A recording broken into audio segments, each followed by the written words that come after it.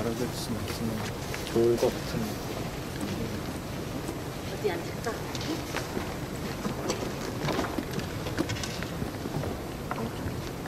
너가 좀.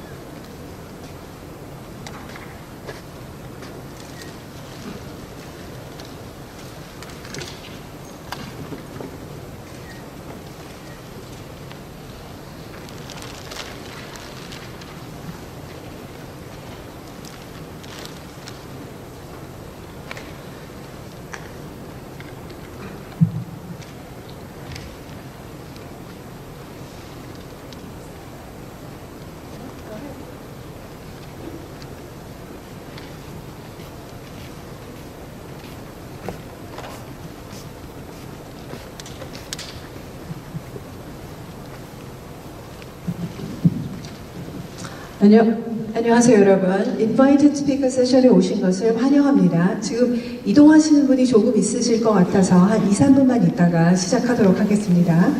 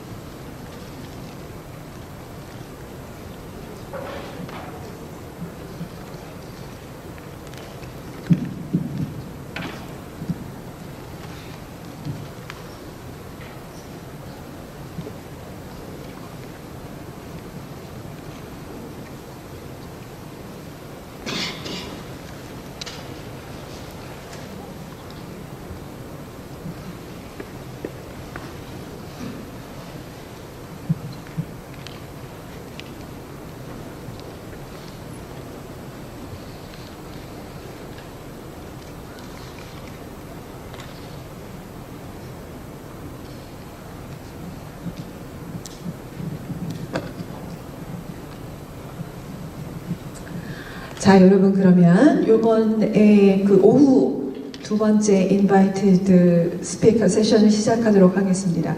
저는 한림대학교의 정혜선이라고 합니다. 그리고 오늘 오늘 오후에 두 번째 인바이티드 세션 사회를 맡고 있고요. 오늘 이 세션에서 지금 발표를 해주실 크리스 룬드 박사님에 관해서 간략하게 먼저 소개를 좀 드리고자 합니다. 크리스 룬드 박사님은 지금 현재는 여기 슬라이드에서도 보시면 알겠지만 프랑스에서 계시고 리옹, 프랑스 남쪽에 있는 리옹이라는 곳에 ENS라고 하는 고등교육 기관이죠. 프랑스에 거기에서 재직하고 계시고 또 프랑스에서 거기 실험실 시스템인데 거기에서 ICAR이라고 하는 실험실을 거기 소속이십니다. 원래는 지금 프랑스에 계시지만 미국 출신이셔서 미네소타의 구스타프 아돌푸스 칼리지를 졸업을 하셨는데 처음에는 컴퓨터 사이언스 공부하셨고 학회에서 이후에 파리의 파티클 피직스 랩에서 일을 하시다가 AI로 Artificial Intelligence로 석사를 받으시고 마지막에 이제 프랑스의 그리노블에서 Cognitive Science로 박사를 하시고 또 유럽에 있는 헤빌리테이션이라는 제도가 있는데 교육학으로 이제 헤빌리테이션을 하셨습니다. 지금 현재 프랑스에서 정부에서 수행한 굉장히 아슬란이라고 굉장히 큰 프로젝트가 있는데 거기를 책임을 맡고 계시는데 이게 Advanced Studies in Language Complexity 그래서 이제 굉장히 큰 규모의 연구비를 운영하고 계시고 이번 여름에 Computer Supported Collaborative Learning이라고 하는 학회가 또 리옹에서 열리는데 그 학회를 오거나이즈하고 계십니다.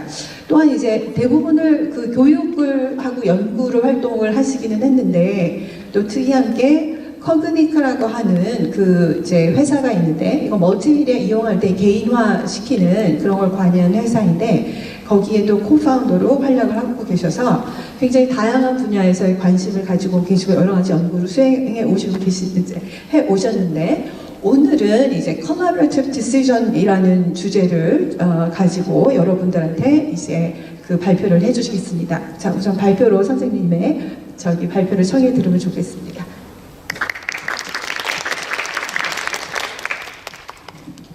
Thank you, Dr. Jung, for that nice introduction. I might have understood a little bit of it. Good afternoon, everyone. I'm very honored to be here today to speak to you about pivotal moments for decision-making in computer-aided collaborative design. So as Hei-san mentioned, I did my first studies in the United States, but I've been living in France now for over 20 years, and so this work is done in Lyon and in Grenoble, and I'm at the École Normale Supérieure in Lyon. Let's see, there. So I will mention also the conference that Hei-san used as part of the introduction. It is a sister community for human-computer interaction, this computer-supported collaborative learning conference. I invite you to take a look at the website and come and see us in Lyon in June this summer. We have some great keynote speakers. The first is Steve Fiore on team science. The second, Lorenza Mondada on linguistics in interaction. And Professor Janet Wiles is from Australia, and she will give a talk on social robotics. So please join us. I would also like to solicit your collaboration for this very large project called ASLAN, which is Advanced Studies in Language Complexity, a project that will now move forward for 5 years at the crossroads between language sciences, computer science, and education. A lot of us believe that the innovation occurs and creativity occurs where there is interdisciplinary work going on. So if you're interested in this kind of a context, I will have some postdocs available. So come and talk to me after the talk. Then finally, this company I co-founded in 2009 called Cognique. We do personalization of multimedia content, and there may be a reason to do business together. So also come and talk to me after the presentation if you are interested. So then moving to the pivotal moments in decision-making in computer-aided collaborative design, I first would like to acknowledge many of my colleagues. This notion of pivotal moment came from a first research project with over 30 people from 13 different countries, a project that lasted about 5 years, and it culminated in this book called Productive Multivocality in the Analysis of Group Interactions. So these are my co-editors on this book. You can find both of these books on the Springer website. And we were interested in groups, and we looked at pivotal moments, and I will talk a lot about that today. It's an important moment in time when there's a change. Something happens before, something happens after. And this concept was so interesting that I moved it into a new context where we published a chapter in a book that was called Computer-Supported Collaborative Learning in the Workplace, and these are the editors on the right. So we took this conceptual construct called the pivotal moment, and we moved it from one team of science researchers to another team. So what I'd like to first talk to you about is the pivotal moment in the first context. So the Productive Multivocality book, it was organized like this. We had 5 different corpora that we collected. So people were learning math, chemistry, physics, education, and biology. And we shared a data set, and you can see in the middle part that then we had different analysts working on the same shared data. So Hae-san Jung participated in this. Also Chi-Kit, the first keynote speaker, Chi-Kit Louis from yesterday, participated in this program as well. And after people did their analyses from their own traditions and own frameworks, then we compared analyses. And we also reflected on this whole process. So we have a kind of a model then for sharing corpora, and this is what this book presents. And you can see a diagram on the right where you have somebody that provides the data, and then you have different analysts that are analyzing that same data, but from their different perspectives and traditions, each maybe in a different research community. You also have a facilitator, because as we know, it's not always easy to communicate when you come from different traditions. So sometimes you need people to help, and this is the role of the facilitator. So you can see on the left then, we analyzed the same data, we analyzed from different traditions, and it's important to begin with a shared pre-theoretical analytical objective. And this is the pivotal moment, okay? Because if you don't have something that is shared, you don't have any reason to really talk to each other. So we needed people to focus on the same thing. And then we iterate through these analyses, and as I said, we reflect on practice. So let's look a bit closer at this notion of a shared pre-theoretical analytic objective. We call it a boundary object. I think a lot of you know what a boundary object is. I like Starr and Griesemer's definition. It's around thinking about a common ground, people building common ground together, but with a flexible instantiation. So we can say that boundary objects are objects which are both plastic enough to adapt to local needs and constraints of the several parties employing them, yet robust enough to maintain a common identity across sites. So if you think of the pivotal moment, you have, you know that something's happening that's important. There's a before and an after, but it's up to you to decide what that is. And so people adapt that to their framework. So let's look at the pivotal moments in both the fractions corpus and the electricity corpus. In fractions, this was learning fractions in Japan in primary school by folding origami. And in electricity, this was in Singapore, also at the end of primary school, where where the students used collaborative software to understand electricity, and they also connected batteries, bulbs, and wires together to do so. So what's a pivotal moment? You can just look at the different ways that people thought about pivotal moments here. Shiruzu first looked at externalized problem solving that displays individual or collective conceptual change. Chu focused on different cognitive and social aspects of the variables that he was looking at. And Stefan Trausan-Matu, he looked more at how voices of the different students converged or diverged when they were understanding fractions. In the electricity group on the bottom, Jung looked at shared artifacts as a proxy for group understanding. So when you draw models of electricity or when you put batteries and bulbs together, how can that illustrate group understanding? And Medina looked at how those kinds of representational practices changed over time.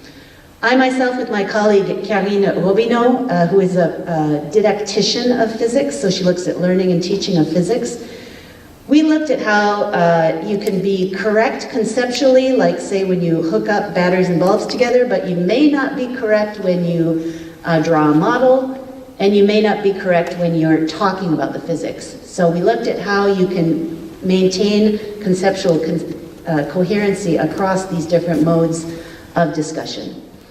Now, there's a point in time during which some kind of significant change takes place. That's a pivotal moment. And these are different ways of looking at that. And this is the moment that I then changed and moved to decision-making in computer-aided collaborative design. It's the concept that I took. So let's look a little bit of what we learned about pivotal moments and see how we can transfer that to decision-making. What did we learn from the fractions corpus and what did we learn from the electricity corpus? Now these are very general lessons, okay, for research in general. We talk about multivocal methods. It's not the same as mixed methods, because in multivocal methods, people are working from their own perspective and their own worldview. They'll share a common goal, which will be looking at pivotal moments, but they have to compare methods. In mixed methods, people are working together from the beginning. So that's the difference. When you see other people using methods on the same data in different ways, it helps you to get a better view of the phenomenon. That's the first point. Also, quantitative and qualitative methods together, of course, help you explain results and generate hypotheses. And when you use a method on new data types, maybe data types of somebody else, it extends the field of application of your method. And this can help you redefine analytical constructs that are used also by your colleagues. So you get just a better, broader understanding by looking more closely at the work that your colleagues are doing. So that was from the fractions corpus, now the electricity corpus. These are different views, they're different visualizations of the data, right? So on the right you have models, you have a representation of what's happening in the middle, you have the students, a video of them connecting the bulbs and the wires together. There are opportunities here in the negotiation of shared transcripts as boundary objects. And as we know, analysts use different representations and tools that are integral to their ways of viewing the world.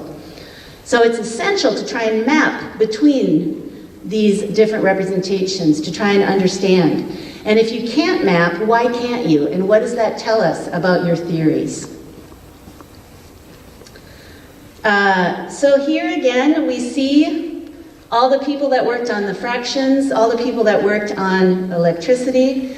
And we took this notion of pivotal moment, and I wanted to move it then from learning to decision making. And I brought it into a group of people who are designers and engineers in an industrial engineering laboratory in Grenoble called G-Scope.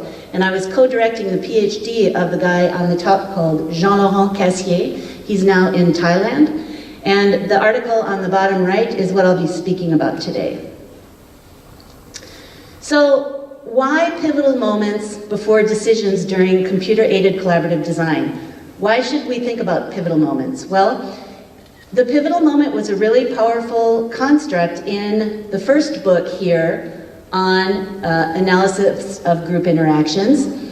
And although the computer-aided collaborative design context was not multivocal from the perspective of the analysts, because we were working all together, it was multivocal from the perspective of the engineers we studied. So there are, in any design situation, as you well know, there are different competencies and expertise at play, and we have to know how to manage that. And so this is why we thought the pivotal moment would be interesting. So, more specifically then about our situation, what are the problems we are trying to solve in computer-aided collaborative design? We have all these different types of engineers, like I mentioned, they have different types of expertise. And so, going back to Simon in '69, we're talking about poorly defined problems. There isn't one solution. Multiple solutions are acceptable. There are no pre-established procedures. And this person, Géraud in France in 2002, I think was one of the people that talked about how problem definition and solution definition are really coupled together. So when you define a problem, you open up a solution space, but when you propose a solution, then you have to change the definition of the problem often. And so it's a kind of a coupling thing that moves together in time as both of them evolve. And so understanding this, we want to know can we help designers, okay? So specific research questions, we want to describe decision-making activity in this multi-expertise engineering, designing context. We want to characterize these moments of decision and explain why they're pivotal. And then our second goal is to think about how can we teach those types of moments, and can we propose methods and tools to do so. And these second 2 points, I'd actually like to get your views on that. I want you to tell me what we can do. So I will solicit your help for that in the discussion, and I hope you can start thinking about it now. Our theoretical framework, we're using something from cognitive science called the 4E cognition paradigm. I don't have time to go into what embodied, extended, enactive, and embedded, what the definitions of these terms are, but it's an important and bridge-building paradigm that strives to account not just for brain processes, right, and not just bodily and affective or emotional processes, and not just environmental and social and culture processes, but all of these as they function together to shape cognition. So this is a tall order, but this is where we are at now in cognitive science. Now, we're going to be focused on argumentation, and there's a field of research called the design rationale that many of you may be familiar with. They use a lot of the same terms, but they don't mean the same things by the same terms, or they use different terms to mean the same thing, which often happens across disciplines. And so you can see that on the right-hand side of the table, but they have different goals. So the question option criteria method wants to represent the discussion space. The issue-based information system method wants to capture how design moves forward, and the design rationale language, rather, is focusing on how to understand the development of argumentation during design. And we want to do all of that with what we're proposing today. We also called upon a local hero from Lyon who just came out with this book. His name is Kristine Plantin. It's in English, available on Amazon, for example. If you are interested in argumentation, I highly recommend it. He's one of the main researchers known worldwide on argumentation. And so if he looks at consensus as a way of combining viewpoints or co-constructing a new opinion. It depends on how it plays out, and this is the process we want to study. So for him, you need to reduce the diversity of opinions, of positions, either obtain consensus around somebody who proposes a solution, or agree that view we just can't support it. So this is something different than we can have a productive tension with researchers who don't agree, and we're studying the same thing. But with designers and engineers, we can't really have that productive tension. We need to find a solution. And so we want to show how argumentation leads to decision making in that context. So the empirical study I'm going to show you today took place in Volvo and in a concurrent engineering project review context. So concurrent engineering is just a term for different phases where people either work separately on their own projects but towards a goal, or together by collaborating work simultaneously. And the project review then is when they have these points of decision where everybody has to weigh in from their own perspective and decide what's going to happen and how the project is going to move forward. And this is what we studied, the project review. And so more details on the Volvo context, then it was a distance situation between Blainville and Vénissieux-Saint-Priest. And so the topic was routing of electric cables along the chassis of a truck. And there were 20 possible discussion points that needed to be elucidated by the engineers. We recorded 1 hour and 20 minutes with some 1,600 utterances. So it was a pretty big corpus. So you can see the different types of jobs people had. In Blainville, we had Laura, who was a prototypist, Sylvain, an industrial engineer. Here on the bottom right, in the main room, Simon was an electricity service designer, and you can see he's got control of the monitor, the computer monitor, and you can, down on the bottom, you can see how the cables are being laid in the truck chassis. And he was showing that screen on a big display to all the people in that room. And also Sylvain and Laura saw it on a little computer monitor in their city as well. So this was a complex situation of collaborative design aided by computer. So we had a quality controller, industrial engineer, project manager, and project manager support here. So our methodology is centered on some kind of very typical type of data collection methodology, where we had to collect our corpus, but we spent a lot of time even defining our analytical object, and you'll see that.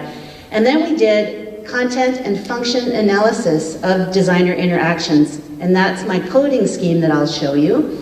And in the end, our results are 2 different types of visualizations of this activity: static visualizations of criteria that evaluate solutions, and dynamic visualizations of criteria and solutions. And this tells us about decision processes. So again, this is our analytic model then. It's a mosaic, or our analytic object, really, I should say. It's a mosaic of different synchronized views, so it's a video that, plays in time with all these different views that are synchronized. And on the right, you can see how we positioned the cameras and took the data. I think I have in the next slide a little bit of a kind of a video of this.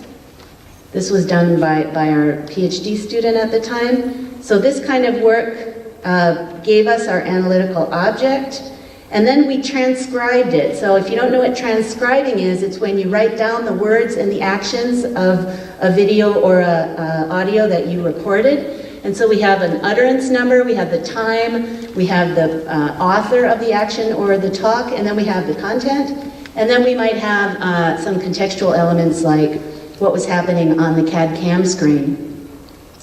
Now in this kind of situation, the way it works is that you have this corpus you want to analyze, and often you do 2 things.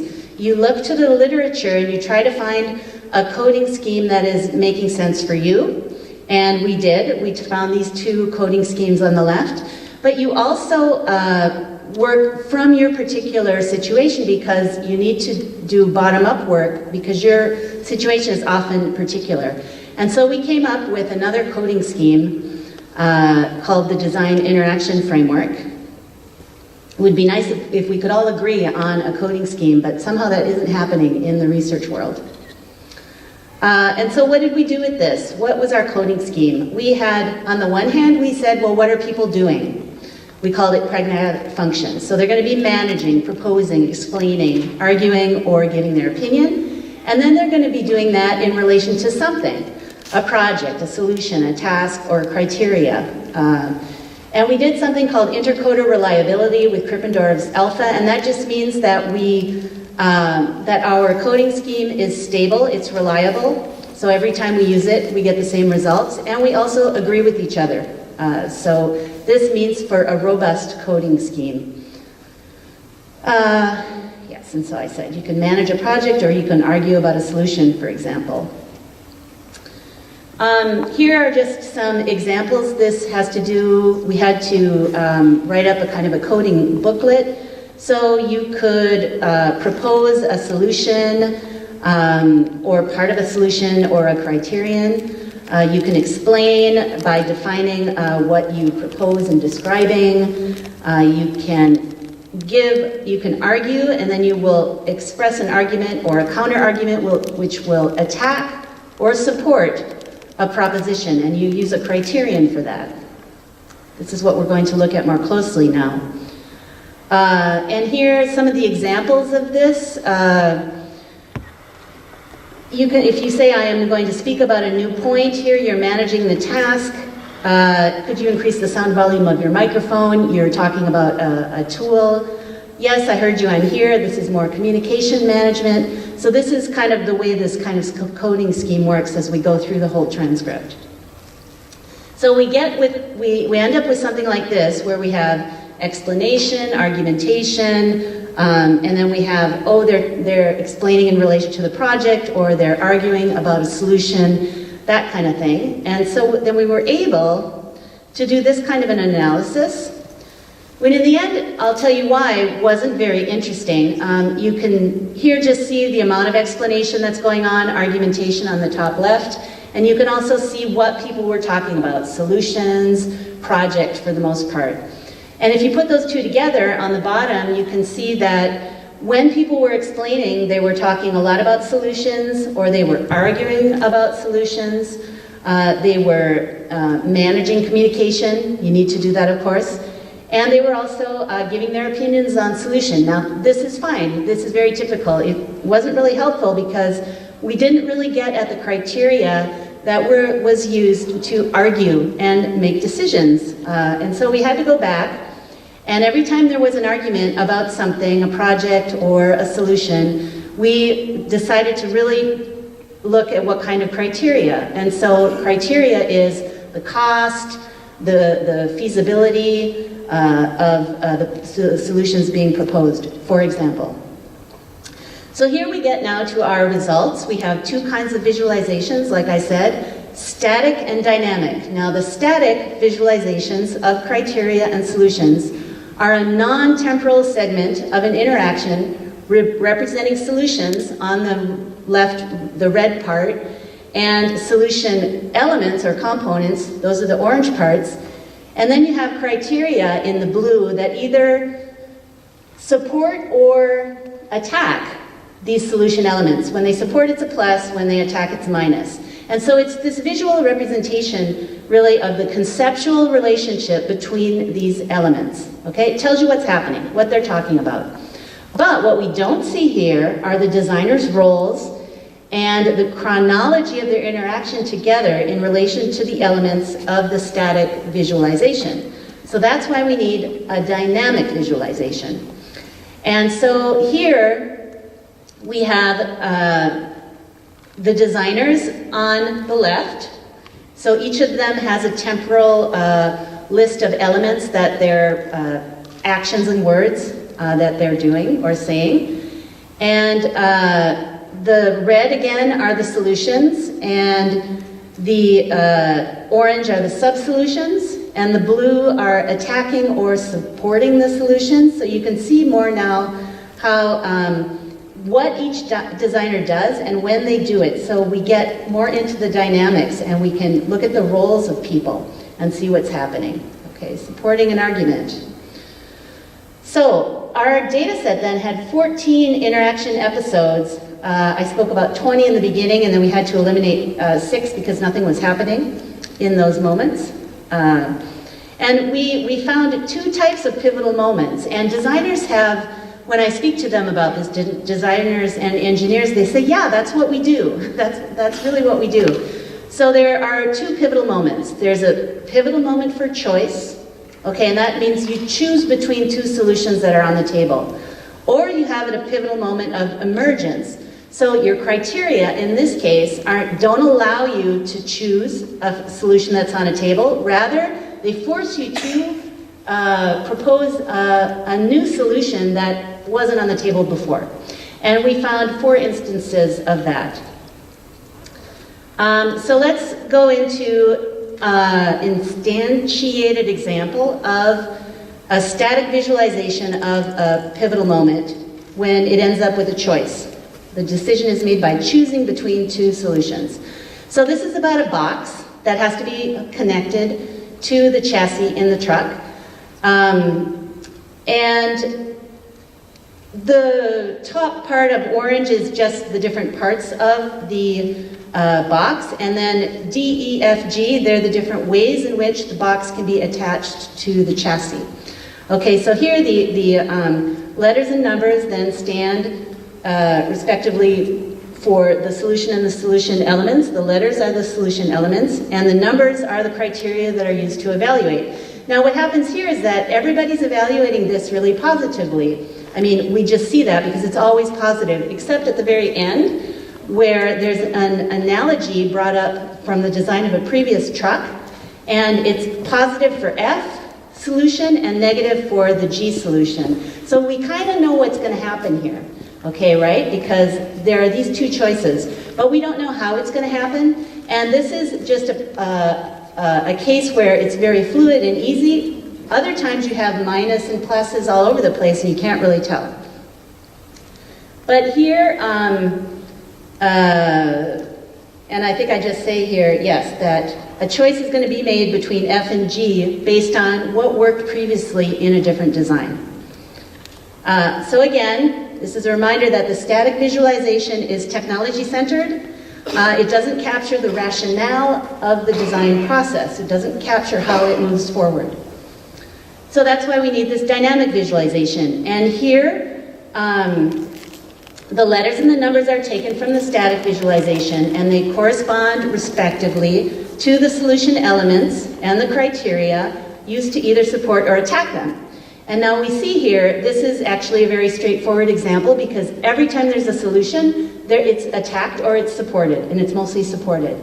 So it's all very smooth in order as we go through, and there's just at the very end, F and G, where this criteria 7, which is an analogy talking about a former design for a different truck and why it worked, and then they decide on this. And this is Laura, who is the kind of a knowledge keeper. She has all of the memory of their different products that they've designed as a group over the years, and she brings that out, and oftentimes a decision is based on the competence that she has. So there's that first example for choice. So where one criteria of an analogy of a previous design helped them to actually made them decide between F and G. So let's look at the different type of pivotal moment, which is emergence. So here criteria don't allow you to decide on solutions that are on the table, but it forces you to come up with a new solution. So here, the static visualization, it's again about a box that you have to put on the chassis, and it's got 3 different types of forms. I'll show you a picture right away, I think, because it's easier to see. They're talking about these 3 different designs. So you have a flat lid with 4 screws and the bolts in the back, and then you have a flat lid with a hooked edge on the top. And then, so you can, put it, you can see what's coming. You put it there, it's easier to put the stuff together, maybe. And then you have a flat lid where you don't have screws, you have these pins that are already in the box. Okay, so then your hands are freed up even more. That's what's being discussed right here in these orange boxes. And then you have all these different criteria that are being used to evaluate these solutions and solution elements. And the pink, you have criteria that evaluate the criteria, because remember, you can also do that. If ergonomic assembly is a criteria to take into account for a certain solution, well, you have to think about the usage scenario of ergonomic assembly, or you have to think of the weight of ergonomic assembly. So there are different levels of criteria and argumentation that can happen. But again, we don't know the dynamics here, and we have different minuses, so we don't really know exactly what's going to happen dynamically on this pivotal moment. We do know that the ergonomic assembly is going to take an important role, and we can see that here. It's number 1, and there are lots of stuff happening around 1. Okay, so again, the letters and numbers are taken from the static visualization, and they correspond to the solution elements and the criteria, but they're not chronological like the other one. So it's kind of an interaction that is all over the place. And so this helps us when we can lay it out to see what is the deciding factor. So we're showing how a group chooses between multiple sub-solutions with justified arguments. And we're still talking about this fuse box, how we're going to attach it to the chassis, and the hooked edge. But the hooked edge is going to cut an electric beam, so we have to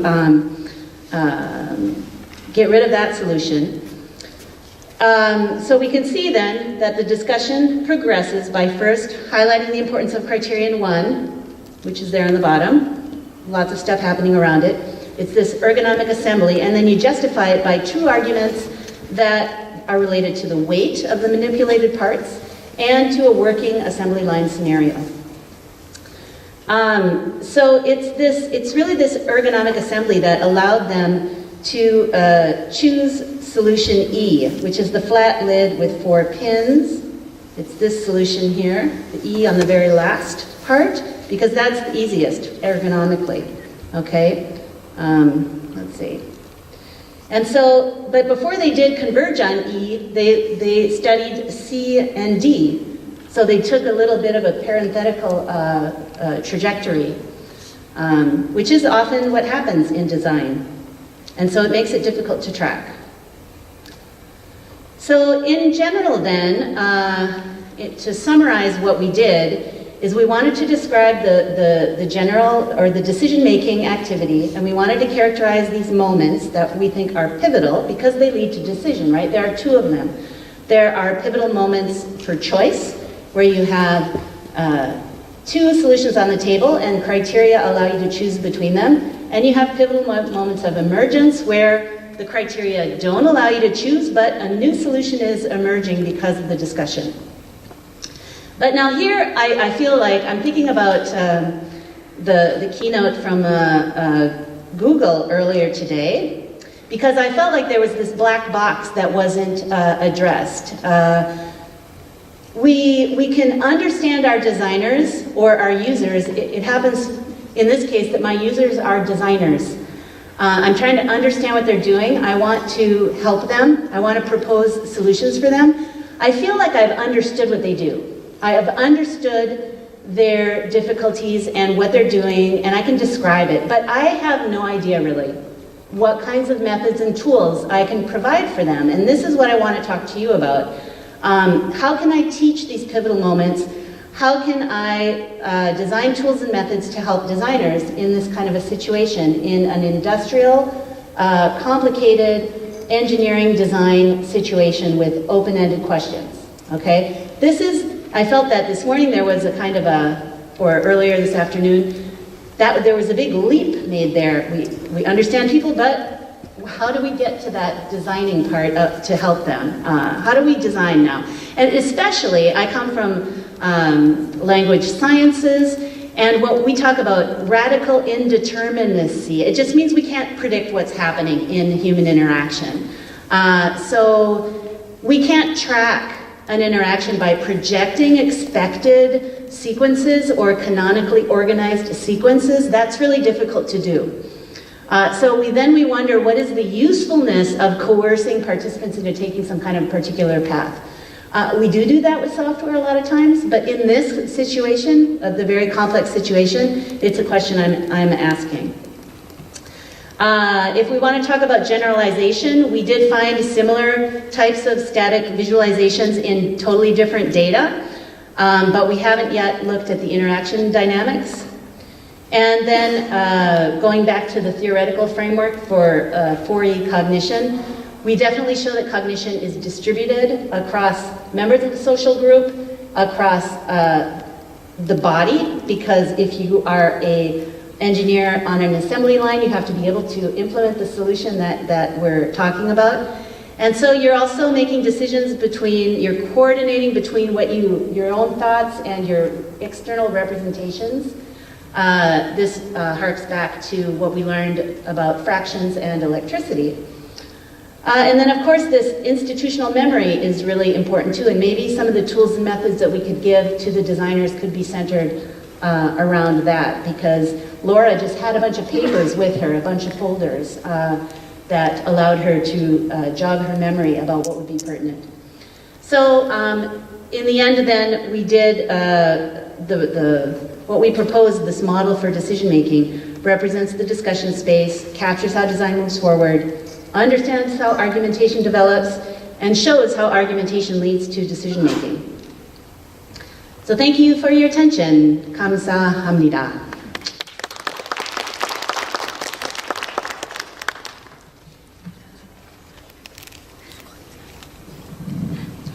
자, 감사합니다.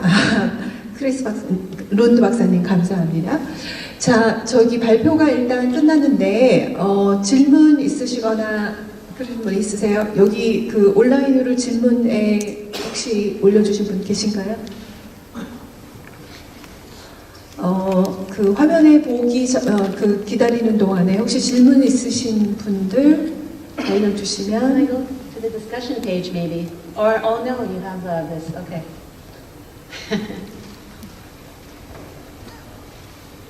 I hope I didn't speak too fast. 아마도 여기 네.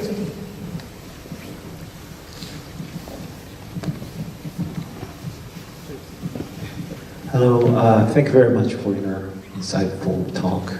I teach computer science to students in traditional industrial design departments, and I have two questions. The first one is, you said in the title, your research is about collaborative design, but for me it looks like it can be anything. I mean, instead of design, it can be, learning or engineering or anything. So is there any reason that you particularly said you are interested in designing? And the second question is about the question that you asked at the last slide. You said, how can we teach this pivotal moment beginning to designers? So it sounds like a really difficult question from a designer's point of view. So it almost feels like, how can we teach students to be more creative? So could you give more examples, like how you taught somebody to become more, or have more access to these pivotal moments? Okay, let me see if I understood what you're asking. So there are two questions. The first is really, you're wondering if I'm not more focusing on learning, and it seemed to you that the situation I studied in Volvo was not one of computer-aided collaborative design. So I think that if I've understood that correctly, maybe not. Do you want to? Yeah, what I mean by that is designer has some particular meaning to like industrial designers, right? For example, in your experimenting, like engineers, like managers and designers, right? So you seem to call all of them kind of designers. Okay, so it was what we call sometimes an authentic interaction, naturally occurring interaction. So we went into Volvo and we just took data of a project review that would have happened whether we would have been there or not. So it was a real project meeting for a real project. And I guess the computer-aided collaborative design part for me is something really kind of inherent and evident in the description of the situation. It's just a CAD/CAM software that shows where you can lay cables in a truck, and every time there was a decision point that was brought up to be discussed with all the groups at a distance in Blainville and also in Saint-Priest, where everybody had different expertise and everybody had to weigh in on the decision. So every time there was a new decision point, a new image was brought up and viewed by everyone. And so this was the focal point of everybody's expertise that had to come together to decide, well, what are they going to do? And so they could manipulate that CAD/CAM image and try out different possibilities. But there were also, like I mentioned, the assembly line, which had to just be discussed more in an abstract way. So for me, maybe it was very basic, but it was the CAD/CAM image was an integral part of the collaborative decision-making process and the design process, because it made all of the people focus on the aspect that had to be decided on. Is the fuse box going to go here? Are the cables that are coming in like this going to go out like this? Or are they going to go out like this? What's going to happen? So that was the answer to the first question. The answer to the second question, I think I maybe forgot it.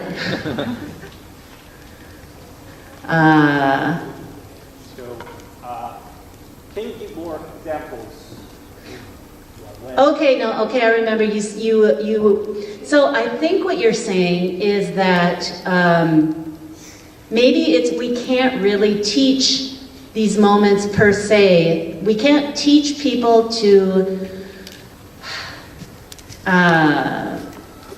develop these pivotal moments for choice or for emergence. When I say that, though, when I speak to designers and engineers, they say, wow, that really resonates with my professional practice, and that's what I do. So they recognize what we found as being legitimate to their process, but I kind of think that maybe, so I was interested to speak to you who are experts in human-computer interfacing.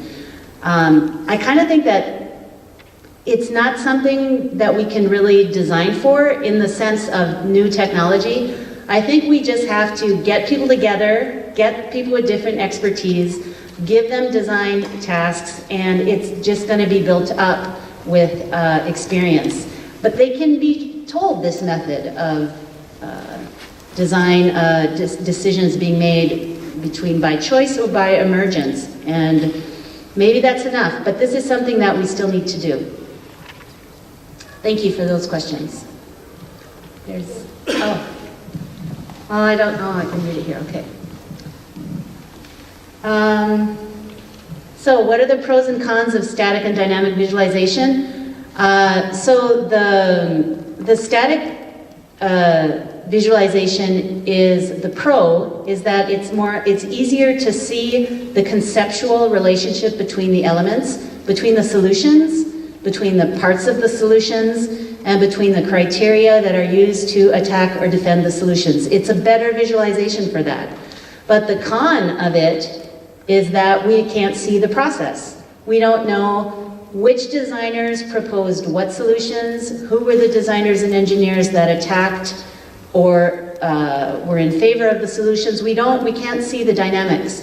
And that's why we need the dynamic visualization. So that's also the inverse is the pro and con of the dynamic visualization.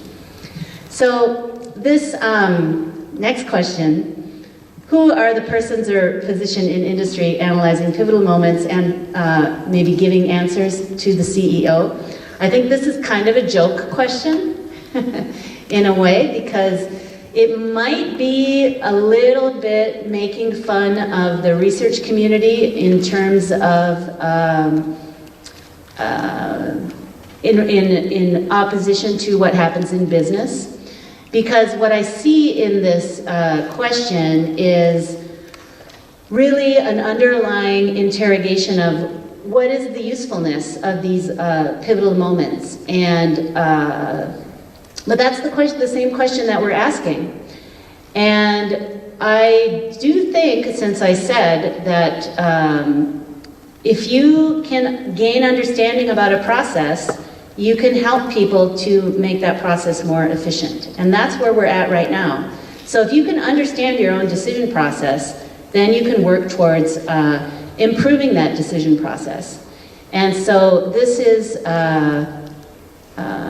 we're still at an early point in this research, but so, you know, this is not a question I can answer because we certainly told Volvo of our results, and they have a very wide culture of project review management and how they structure those documents and those processes. So they did bring in this pivotal moment thinking. It was feedback that we gave them. But as far as saying, you know, who in industry at large, I'm not able to answer that question. Hey, son in the front.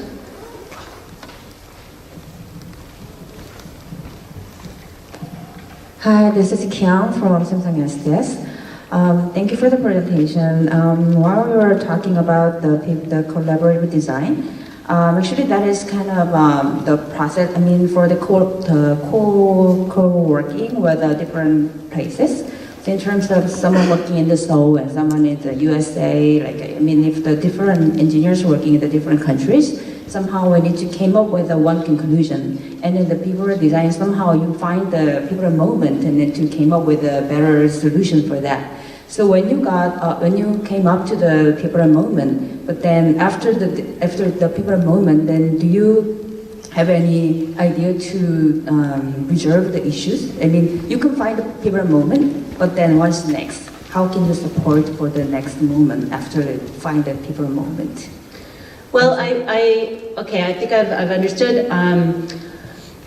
While this is a very complex situation, I think we had it sort of easy because Volvo and the way they work in their company and the way their project reviews are organized made it easy for us because they have a series of decision points. They have 20 different decision points and they come into the meeting. It's very well organized. If all meetings could be as organized as this, we would waste less time. So each thing is specified. This we have to decide on, this we have to decide on, this we have to decide on. And there's a CAD-CAM image for each decision point. And then there's an explanation of the decision point. There's somebody that presents it, and everybody's opinion is solicited. So that, we can say, rarely happens, maybe, in some other kind of collaborative design situation. So that, even that already is a very good method that helps people to focus. And so our pivotal moments, we could say, were predefined in a way, because so there was a decision point and then they had their interaction. It was an hour and a half for all of that. So in one given sequence, we would have to find what was happening in there. And we found, is it a pivotal moment for choice or is it a pivotal moment for emergence? Or is it something else? They didn't always come to a decision. So I'm just saying that once they found a decision, they just moved to the next point. It was how their meeting was organized. So that also was taken care of for us by the method that this company already uses in its customs. So if you were to ask me, how would I, once a pivotal moment was shown and once we figured out what kind of decision was made, then what do we do next? Well, we have to go on to the next decision point, right? In the next part of the project that needs to be decided on. And so it's good if that has already been analyzed by the project manager. So basically the concept is to reduce the time of the people moment. Usually it could be 2 hours, but you can shorten 1 hour or half an hour, then move up to the next level. Is that the main thing? Yeah, but sometimes the information isn't available. Like oftentimes, or for some of the moments, they said, well, you know, we can't decide on this because we need outside information that we need to get from a certain expert who either isn't present, or even if he or she was present, can't do the calculations or get the knowledge instantly to input it into the problem right now, so they have to go away, and we have to put that decision point in a future meeting. So that happens a lot as well, and this is what I said the difference between when you have concurrent engineering, you have some moments that are cooperative and asynchronous, like that kind of a time, and then you have other moments that are collaborative and synchronous, where the designers really work together, but they're able to decide because they have all of the information. I agree, thank you. Thank you.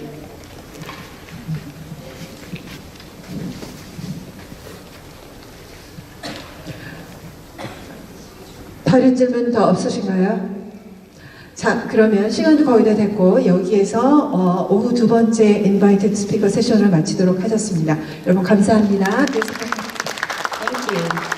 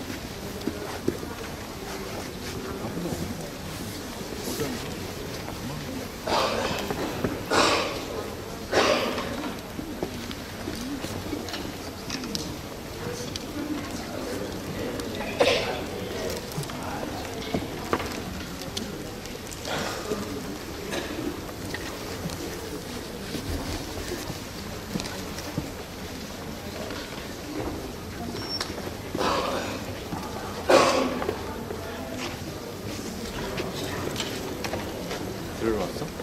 진짜? 왜 도망쳤어?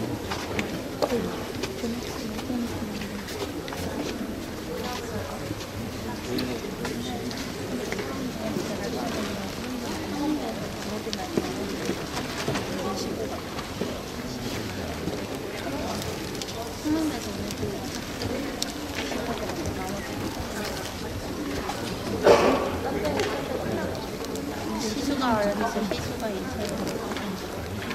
그거 엿들었어.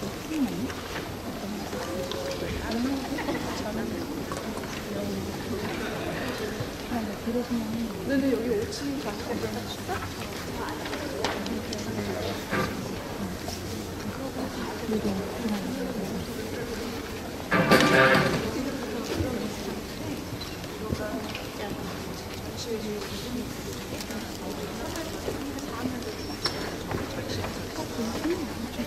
Yes, very good.